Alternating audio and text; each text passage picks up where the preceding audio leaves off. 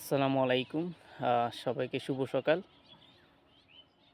আ আজকে হচ্ছে আ ২০২৫ সালের জানুয়ারি মাসের আ ২৭ তারিখ।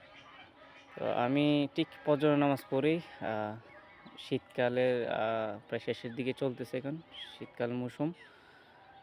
এখানে বোরো ধানের আবাদ করা হইছে এবং জমিতে বোরো ধানের যে চারা রোপণ করা হইছে মেবি ২০ থেকে ২৫ দিন হইছে। তো এখানে পাশেই আরেকটা জমি আছে। এটাতে আপনার হয়তো ঢেঁড়স বা আলু লাগানো হবে। তো আমার ঠিক ডান পাশেই হচ্ছে আপনার একটা রাস্তা। এটা হচ্ছে আপনার আমাদের যে দাঁড়িয়াপুর গ্রাম আছে এটার ভিতরের দিকে গেছে। তো সব মিলিয়ে হচ্ছে আহ সকাল। এখনো সূর্য উঠে নাই। আপনারা দেখেন আমি আকাশ দেখাচ্ছি। এখনো উঠে নাই। আর বিশেষ করে হচ্ছে সকাল টাইম এখন। আর আমি এখন দেখেন কুয়াশাচ্ছন্ন।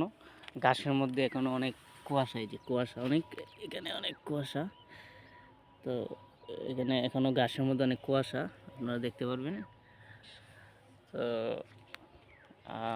সকালবেলার অনুভূতিটা যারা সকালে উঠে এবং বিশেষ করে গ্রামে যারা আছে তাদের জন্য খুবই ভালো একটা অন্যরকম একটা ওয়েদার, বা যে সকালের যে স্নিগ্ধ বাতাসটা অন্ততপক্ষে আমার কাছে অনেক প্রিয়।